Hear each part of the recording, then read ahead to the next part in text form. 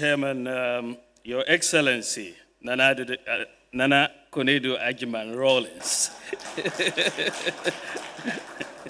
former First Lady, Member of the Council of State, Auntie Georgina Kusi, Ministers of State, Members of Parliament, the Governor of the Bank of Ghana, Chairman and Board of Directors of Direct Savings and Loans, management and staff, members of the media, distinguished guests, ladies and gentlemen. It is an honor for me to perform the opening ceremony of the formal launch of another indigenous savings and loans company. Let me first of all congratulate the board, management, and staff of Direct Savings and Loans on this occasion. In particular, I would like to congratulate Ben Odusu, the dynamic young man who has made his dream a reality today. And I'll ask you to give him a round of applause.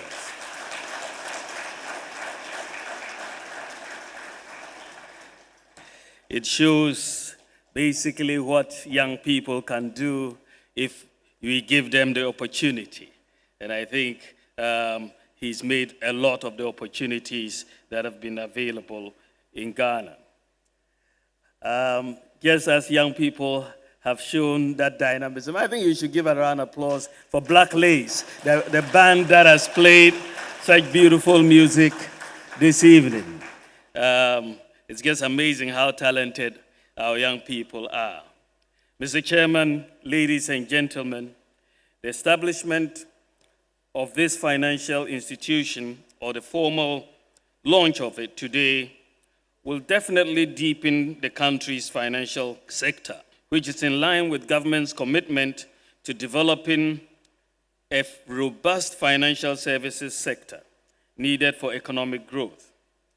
With the noble vision to support the growth of other indigenous small and medium-sized companies, it is the hope of government that Direct Savings and Loans will contribute towards the economic and development programs of Ghana. The government will continue to give necessary support to the private sector to enable them realize a good return on their investment, and for them to in turn assist the economy in its socio-economic development. Nambank Financial Institutions, or MBFIs, play a critical role in building a strong and viable financial sector for the development of the national economy, and their stability and expansion will remain critical to the financial inclusion agenda. More than providing credit to small and medium-sized companies, they own and operate key infrastructure and are expected to be more innovative in the delivery of their services. Savings and loans companies account for 45% of total credit of 3.97 billion of the non-bank financial sector institutions. The sector undoubtedly, therefore, contributes immensely to the transformation of a huge portion of the informal sector towards Ghana's ultimate output, that is our GDP. Ladies and gentlemen, the public and the government have a legitimate and fundamental interest in efficient, sound, liquid, and well-functioning non-bank financial institutions that are well-regulated within a stable macroeconomic environment. A savings and loans company that is effective in mobilizing resources and channeling them into productive investments and in support of growth. On the matter of financial inclusion, government is currently finalizing the financial inclusion strategy that seeks to increase access to financial services. And this is very critical to our national development.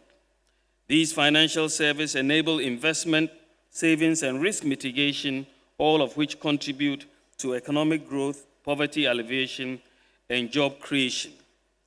On the banking side, the banks and non-bank financial institutions play an important role in our economy.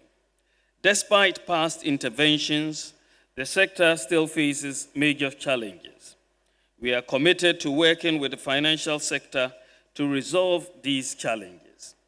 A strong private sector credit growth is needed to support our medium-term GDP growth, to increase productivity and create jobs. In the first half of the year, baseline figures from the Bank of Ghana shows that banks' outstanding credit to the public and private sector institutions picked up in March 2017 to 19.3% from 12.3% in the same month of last year. In real terms, private sector credit growth was 5.9% in March 2017, compared with a decline of 6.7% in March 2016.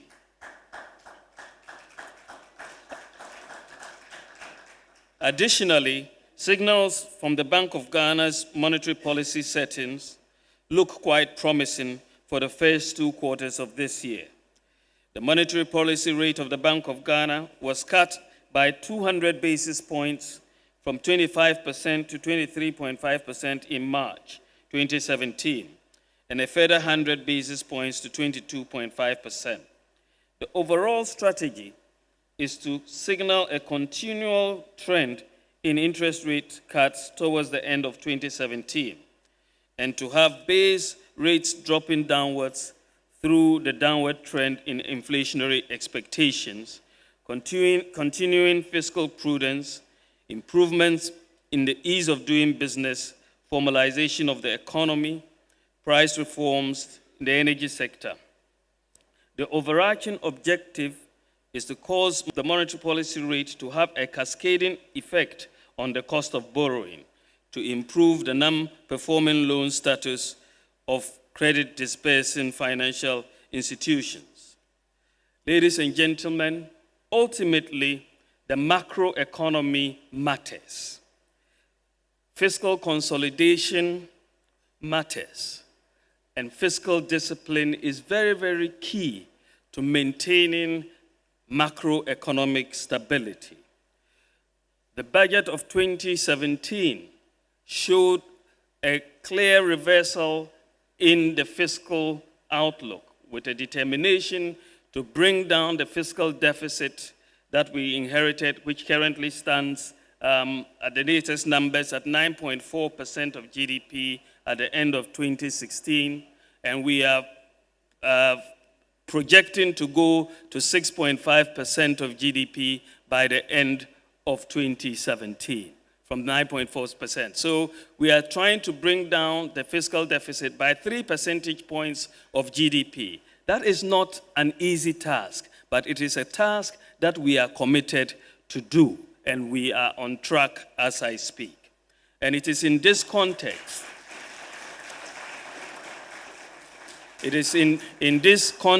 that inflationary expectations continue to decline. The inflation numbers have declined, interest rates are declining, and exchange rates continue to remain stable. The first quarter GDP numbers also show that GDP growth has picked up very significantly in the first quarter of this year. And we are expecting more. Nonetheless, we should not just assume that the current fiscal consolidation that we are undertaking will just happen. We have to continue to take measures to deepen the fiscal consolidation and also to institutionalize the fiscal consolidation. At the end of the day, the fiscal discipline matters. And this is why the President, Nana Addo Dankwa Akufo-Addo, has said that we should look at how to bring more fiscal responsibility in the management of our economy going forward. We don't want to do that dance, 1 step forward, 3 steps backwards, which is what the dance that we have been doing for many, many times. And so we want to entrench fiscal responsibility. And this is why in the next few weeks, we are going to, Nana Akufo-Addo has directed, that we should bring an amendment to Parliament of the Public Financial Management Act to make sure by law we set the fiscal deficit at a maximum of 5% of GDP going forward from 2018. This is going to be very new, and it is something that will bring a lot of confidence for the management of the economy as we entrench fiscal stability.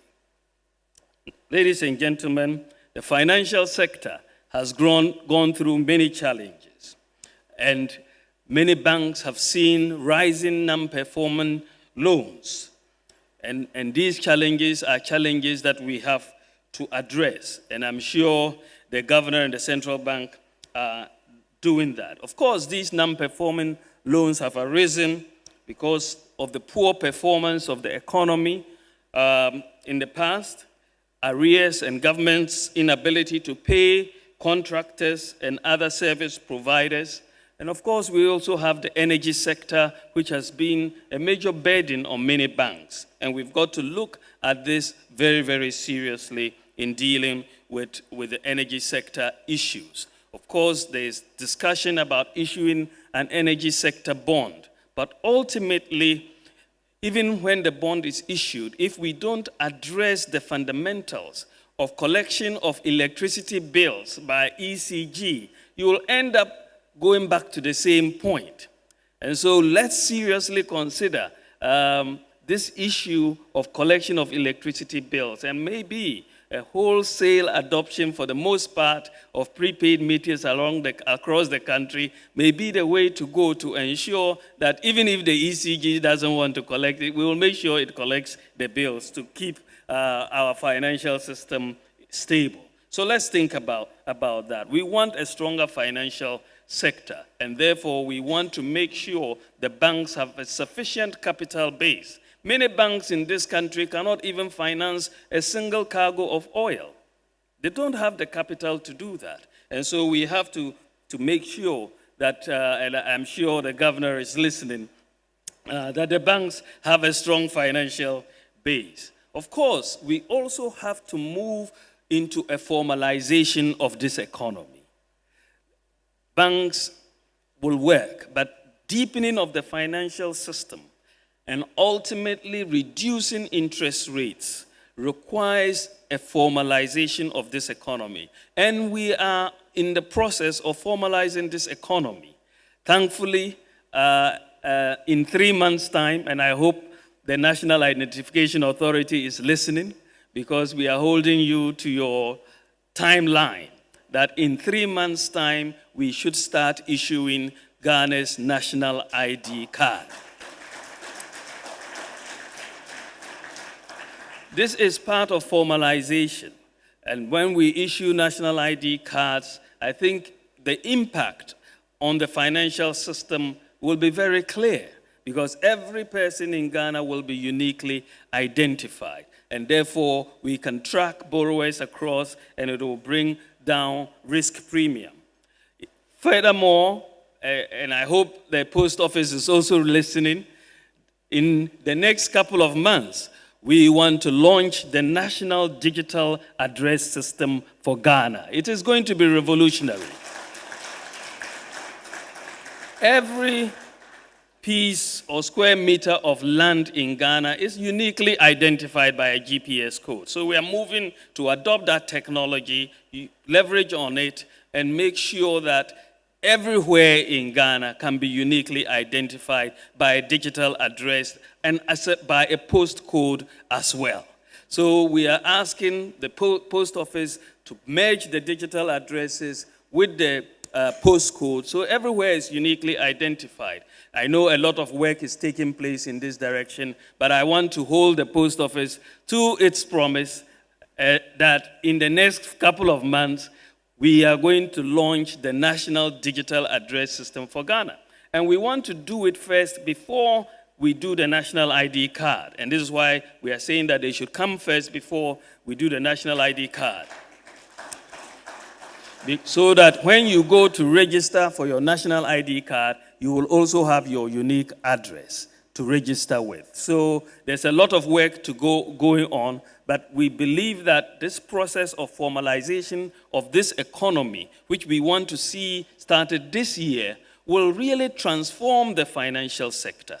And you will then have the establishment very easily of credit reference agencies, and we will be able to see the payment system also develop as part of what we want to do in this economy. So there are interesting times ahead, ladies and gentlemen, and we are looking forward to that.